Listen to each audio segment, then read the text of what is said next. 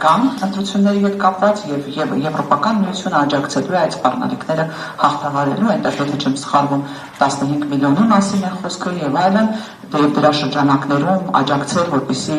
հաղթահարվեն հիբրիդային սպառնալիքները։ Ասեմ ավելին, իշխանական որոշ պատգամավորներ, չգիտեմ, միամտաբար կամ դիտավորյալ իրենց հարցազրույցների ընթացքում խոսում են Մոլդովայի մոդելի մասին, չգիտեմ, հասկանալով թե չհասկանալով, այնուամենայնիվ եկեք քննարկենք, ինչ է սպասվում առաջիկա ընտրություններին։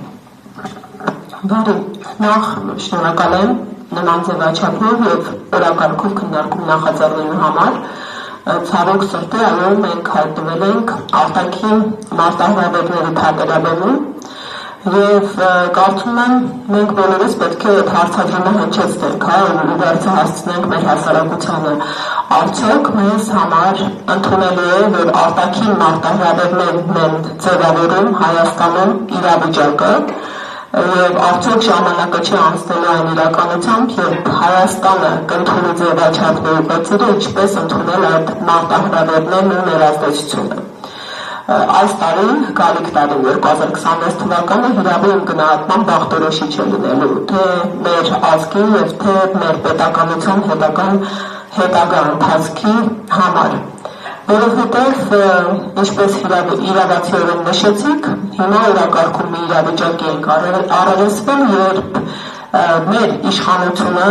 ըստ էության, իրենց անունով դիմում է եվրոպական կառույցներին օգնության խնդրանքով, որպեսզի ընտրական գործընթացներում ապահովեն իրենց վերարտադրությունը։ Այսինքն եվրոպական կառույցների գնահատական չակերտավոր հիբրիդային պատերազմների մասին, չակերտավոր մեր ուրիշ բարձրաստիճան պաշտոնյաների գնահատականները, տարբեր ուժերին, կառույցներին, աշխարհաքաղաքական խաղացողներին հստակ գալիս են մի բարձ բնորոշման։ Մեր երկրում այս պահին իշխանության կանգնած քաղաքական ուժը փորձում է արտաքին ուժերին բերել Հայաստան ներազդելու Հայաստանի Հանրապետության ընտրական իրավունք ունեցող քաղաքացու որոշման վրա։ Այսինքն սա ուղղակիորեն թիրախավորում է Հայաստանի Հանրապետության ինքնիշխանությունը եւ այն ուժերը, որը կարծում եմ երբևիցե ամենաշատն է խոսել սուվերենությունից Հայաստանի Հանրապետության, ինչը կարմիր թելով անցկացնում են ու բարբերաբար բարձրաձայնում են վերջերս ստորագրված փաստաթղթերի շրջանակներում օգոստոսի 8-ին կնքված Երակոմ միասնական հռչակագիրը, դրան հաջորդած նախաստորագրված պայմանագիրը առավել հարվածի տակ է դնում հենց այդ ինքնիշխանությունը։ Որևէ ներազդեցությունը ընտրական գործընթացին, որևիցե աշխարհաքաղաքական կենտրոնի կողմից, դա հարվածի տակ է դնում մեր պետության իրավական եւ ժողովրդավար հիմնարար սկզբունքները։ Հայաստանի Հանրապետությունում բացառապես Հայաստանի Հանրապետության ընտրական իրավունք ունեցող քաղաքացիները կարող են կայացնել որոշում, թե ով է հանդիսանալու մեր երկրի իշխանությունը։ Հայաստանի Հանրապետության քաղաքացուն այն բացառիկ իրավունքը պատվիրակելու որևէ քաղաքական ուժի կազմակերպելու եւ իրացնելու իր երկրում հետագա քաղաքական իշխանության դերը։ Եվ կրկին ընդգծում եմ, ինչ իրավիճակ ունենք այսօրվա իշխանությունից հնչեցված ահազանգ,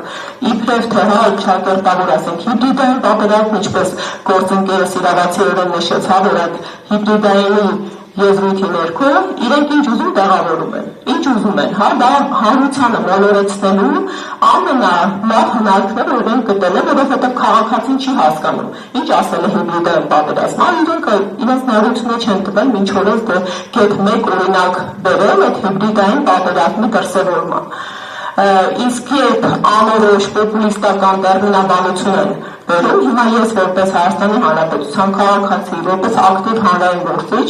ինձ համար ահազանգ է հնչեցվել, որ ինչ-որ ուժեր փորձում են միջամտել մեր երկրում հետագա ընտրական գործընթացներում։ Ովքեր են այդ ուժերը, ինչպես է դա դրսևորվել։ Այսօր թե մեղը, թե լուրջը այս իշխանության ձեռքում են, ինչու իրավապահ մարմինները չեն բացահայտում այդ դրսևորումները եւ հայկական հանրությանը հասանելի դա չեն դարձնում։ ու այն հանգամանքը, որ հենց իշխանական բարձրաստիճան պաշտոնյաներից է գալիս մոլդովական սցենարի մասին խոսուտները, ասելիքները կրկին հերթական ահազանգներ են։ Արդյոք սա ուղղակի տրամաբանական շղթայի մեջ է։ Իհարկե, Եվրոպական միությունը, ինչպես նաև մյուս արտաքին աշխարհի կազմակերպությունները, մյուս տերությունների և գերտերությունները իմ գնահատմամբ պետք է Հայաստանի Հանրապետության համար և Հայաստանի Հանրապետության ցանկացած իշխանության օրոք լինեն հավասարակշռված դիվանագիտական փոխհարաբերությունների գործընկերներ, բայց երբ իշխանությունը կոնկրետ նախընտրություն է կատարում և քաղաքական և ներքաղաքական ծիր է բերում որևէ կառույցի, դա արդեն լրջագույն ահազանգ է, առավել ևս երբ այդ կառույցի ներկայացուցիչները տալիս են գնահատականներ իրավիճակին։ Կրկին ընդգծում եմ, նման գնահատականը ուղղակիորեն միջամտություն է պետության ինքնիշխանությանը։ Իսկ մոլդովական սցենարը հետևյալն է ստորության եղել, երբ կոնկրետ ուժերի քաղաքական գնահատական տալով արգելվել է մասնակցելու իրենց քաղաքական գործընթացներին, մասնավորապես ընտրական գործընթացին։ Այստեղ մեր ներպետական օրենսդրությանը պետք է համեն կատարենք, մեր Հայաստանի Հանրապետությունում ընտրական գործընթացները կարգավորվում են մեր սահմանադրությամբ, ընտրական օրենսգիրք, սահմանադրական օրենքով, կուսակցությունների մասին օրենքով եւ ինչ էր եղել Մոլդովայում կոնկրետ քաղաքական ուժերի թույլ չէին գրանցել նախընտրական շրջանում։ Մենք ունենք հստակ շրջանակ հնարավորություններ ու դեպքեր, երբ չի կարող որևէ քաղաքական ուժ գրանցվել նախընտրական շրջանում, եւ այդ հնարավորությունները բացառապես տեխնիկական են, բովանդակային անդրադարձ չկա, օրինակ ցուցակ է ներկայացվել է ցուցակում անճշտություններ կան, երբ օրինակ դաշինք է ներկայացվել, դաշինքից մի ուժ է դուրս է եկել եւ այլն։ Եթե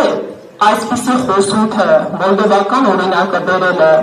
արդեն Եվրոպական միության կողմից ահազանգ հնչեցնելը, ֆինանսավորում տրամադրելը, իդեպ շատ կարևոր է հանրային վերահսկողություն իրականացնել, թե այդ տրամադրված ֆինանսավորումը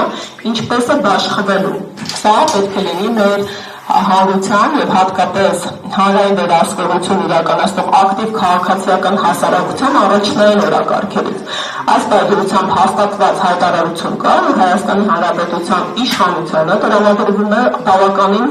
կլորիկ գումար նախընտրական գործընթացներն ապահովելու համար ու ենթադրվում է, որ Եվրոպական միության հենց առաջնային սկզբունքներից ու չափորոշիչներից ու հիմնարար կոնվենցիոնալ դրույթներից ելնելով դրանք պետք է ուղղված լինեն ազատ, արդար, հավասար, ուղղակի ընտրական գործընթաց կազմակերպելու։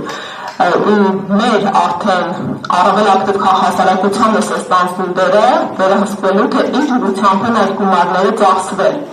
Եվ ի վերջո կրկին ընդգծենք, Եվրոպական միությանը մենք կարող ենք անգամ բավական դրական լույսի ներքո վերաբերվել այս փոխգործակցության ընթացքին, եթե չունենենք այսօրվա իրականությունը, իսկ ինչպիսին է այսօրվա իրականությունը մեր երկրում։ Մենք մի պայմաններում ենք ապրում, երբ արդեն հետպատերազմյան շրջանը հավերցնենք։ Հետպատերազմյան շրջանում ունենք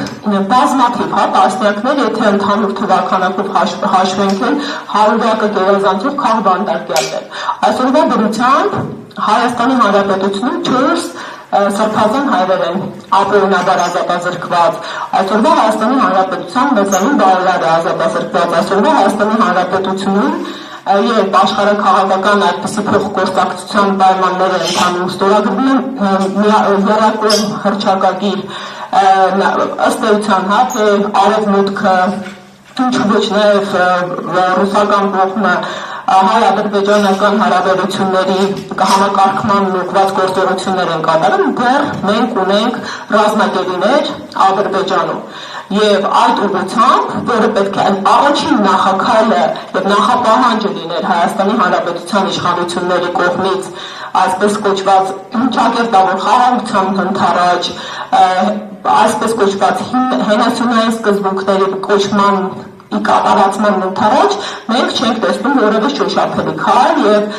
օրինակ հակառակ կողմի կողմից ընդունված պարտավորվածություն։ Հետևաբար, ամփոփելով այսօրվա իրողությունը, Եվրոպան շատ ավելի Հայաստանի Հանրապետության հետ կապված իրողություններ ուներ իր աչքի առաջ, որոնց պետք է գնահատական տրվեր։ Օրինակ, կրկին ընդգծում եմ խոսքի ազատության իրավունքը։ Մենք այսօր ունենք քաղբանտարկյալներ, մարդիկ, ովքեր լրատվությամբ են զբաղվել եւ բացառապես անազատության պայմաններում են գտնվում իրենց ազատ խոսքի համար։ Երբ իրավական պետությունում, այո,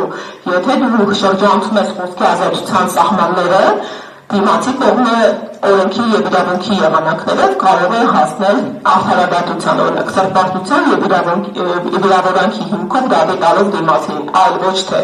ազգային անվտանգության ծառայությամբ ներխուժելով մարդկանց բնակարան եւ արդյունքում մարդկանց կալանավորելով։ Խղճի դավանանքի ազատության իրավունքը, նույն սրբազան հայրերի քեյսը, եկեղեցու դեմ ուղղված այս տարի մեկնարկված արշավը, այդ ամենը նոր իրավունքների շրջանակ է։ Եթե դրանից առաջ մենք քաղաքական իրավունքների խմբի հետ գործ ունեինք, մարդիկ ազատազրկվում էին, բռնության էին ենթարկվում, եթե ազատ հավաք են իրականացնում կամ հավաքի ազատության որևէ դրսևորում են իրականացնում, օրինակ փողոց էին փակում։ Այսօր քաղաքական իրավունքների խմբից վերանցում է կատարվել դեպի մարդու անձնական իրավունքներ, այնպիսին, ինչպիսին խոսքի ազատությունն է, ինչպես նշեցի, խղճի դավանանքի ազատությունն է։ Պայմանական կարող եք պատկերացնել որևէ երկրում, այդ թվում Հայաստանում, եթե մեկ այլ կրոնական կազմակերպության նկատմամբ իրենց ղեկավարներին կամ մասնակիցներին նման հետապնդումների ենթարկել։ Նույն Եվրոպան կարծում եմ բոլորս համոզված ենք, իսկ Եվրոպական միությունը ունի նաև բազմաթիվ մասնագիտացված կառույցներ հենց խղճի դավանանքի ազատության հարցերում, ինչպիսի աղմուկ բարձրացրած կլինեն։ Հետևաբար իմ գնահատմամբ բավականին խնդրահարույց է եւ կրկին ընդգծում եմ, հանրային վերահսկողության առարկա պետք է հանդիսանա այս փոխգործակցությունը։